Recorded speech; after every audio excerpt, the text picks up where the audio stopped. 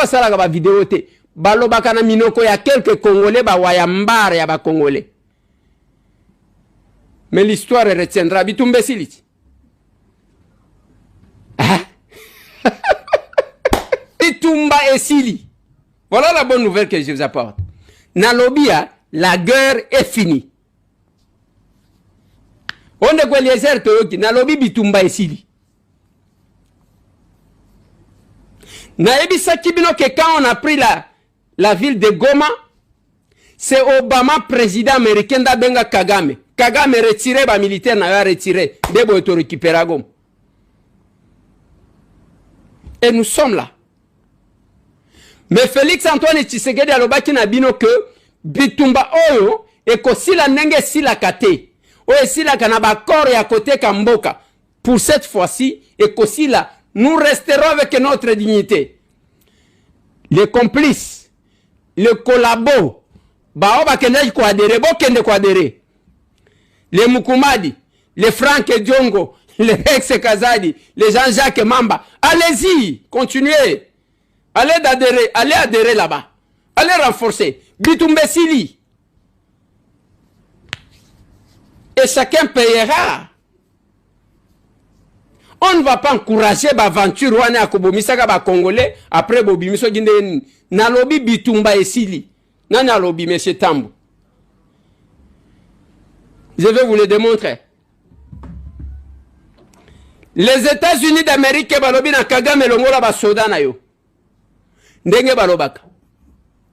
Okomi tuna metozo mona bazo kitisa ba soda bazo renforcer parce que ceux qui ont tuni batu bakoloba na bino, le Rwanda est en train de renforcer. Je vais vous dire qu'est-ce qui se passe. Lobi na lobaki na ba prêtre. Na lobi tolinito ka message bo condamner nanga. Bo condamner ba Rwandais. Bo condamner ba bisimo ake bo enlever prêtre pour nanini. Gilbert a été enlevé. C'est un prêtre comme vous n'abatozala ki na bango. Ayez le courage ndenge bosala ka ba communiquer. Bosala conférence de presse bo condamner. Ndeko moko alobi nanga ndeko Eliezer bango bakobenga bakosala conférence te po baza en contact nananga bazo bondela ye s'il vous plaît que bakozongi sa prêtre s'il vous plaît.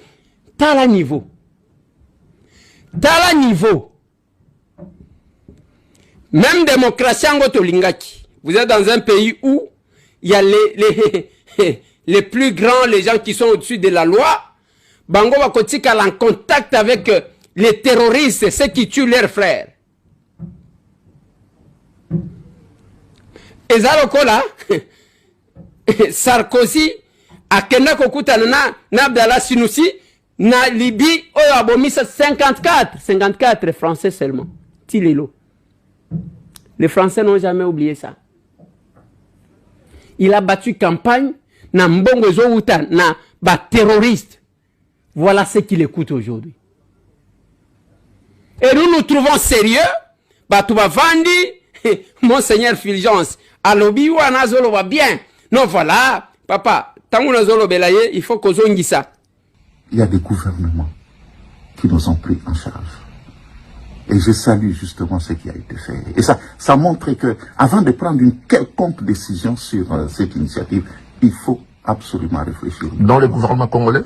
Non, pas du tout. Mais le gouvernement angolais, le gouvernement rwandais, le gouvernement kenyan, le gouvernement ougandais. Même le Rwanda vous a donné le moyen? Même le Rwanda. Le Rwanda qui nous agresse? Mais oui, enfin, oui. Qui agresse la RDC? Je vous dis que... Qui tue vos propres populations? Le Rwanda a trouvé notre initiative sanitaire. Oui, mais c'est justement quelque chose dénoncé par votre propre gouvernement de soutenir la rébellion qui pille, qui tue, qui viole, qui massacre. Nous ne sommes pas le gouvernement, nous sommes des pasteurs. Et nous demeurons des pasteurs, même dans la recherche de solutions. Azo assumer ma responsabilité naïe. Alors, il va passer un bon voyage. Et tous les conforts possibles pour leur déplacement, qui leur donnent, ce sont ceux qui tuent chez nous. Tant que vous attendez le gouvernement, non. Il y a des gouvernements qui nous ont pris en charge. Et je salue justement ce qui a été fait. Et ça montre que, avant de prendre une quelconque décision sur cette initiative, il faut absolument réfléchir. Dans le gouvernement congolais? Non, pas du tout, mais le gouvernement angolais, le gouvernement rwandais, le gouvernement kenyan. Mais ceux qui ont la haine, n'a battu, était lié. Mais c'est quand même de prêcher parce que ce n'est pas possible. Parce que il fallait même faire semblant. Même ceux qui ont l'ingagamoutouté. Et je n'ai cessé de faire remarquer aux Congolais que, en dehors, il y a Batou, il y a un Dieu qui juge les gens. C'est lui qui justifie Félix Antoine Tshisekedi des ensembles. Pour y a moutou mabete. Ako sala nani mabe. Mabe lisumu asale za ya kozongi sakatumbi longware exil o Kabila Katange o yo salisa réconciliation a imposa qui lisumu na ye yangware. Même là où le Moïse marche, naba kamitatu bazo tambola kokende kosala lobbying pour blanchir les Rwandais. Ils nous ont mis en difficulté toutes les années que nous nous sommes battus. Ceux qui bayaye wana bazala kateke bazaji na kopi na bango na bakagame beletolonga Rwanda depuis kala. Maintenant qu'ils ne sont pas avec nous. Et le Rwandais est sorti là-bas. Kagame a commis kotomboka tomboka. Allez au diable. Sanction Nabino. Allez en enfer. Allez au diable. A commis agité. Il commence à parler matin, midi, soir. Kabila a commis koloba matin, midi, soir. Bokoyoka. Bokoyoka. Nalobi Nabino bitumbesili. Kanga ba image ya basoda wana tangu bazo kita batu bazo mona bande konanga ya Nord Kivu, Sud Kivu, l'Infuka, Dosé, il n'y a rien. Batu wana bazo mona Kagame comme il a reçu l'ordre yako retirer ba militaire na ye. Qu'est-ce qu'il fait? Azo retirer ba militaire na ye. Azui bana abatu azalaki ko enlever comme des prisonniers même qui bango na Rwanda. La majorité de ces gens-là sont les Hutus. Atchaki bango na ba prison. Alors qu'un prisonnier c'est aussi une charge. Il faut coller ça y est. Il faut qu'on me ça y est. Qu'est-ce qu'on fait? Comme on est à la fin, je dois me débarrasser à ma prisonnier nous surtout one. Azo tindaka bango. Je vis même un petit qu'on a pris comme ça. Azo senga ba wazalendo alobi. Ba mema kinga ikomema. Ba keko tangi sabiso. Sko na kangami awa. To sala na yo nini? Bozong sanga pardon na kende komona moi sinanga na bana nanga. C'est comme ça. Les camions que vous voyez, ce sont les prisonniers qu'on est en train de déverser pour les sacrifier. Yango bozomona deke baye, ba mekati na walika le lobiti. Aïe aïe aïe, félicitations à commandant Bassem Jeune.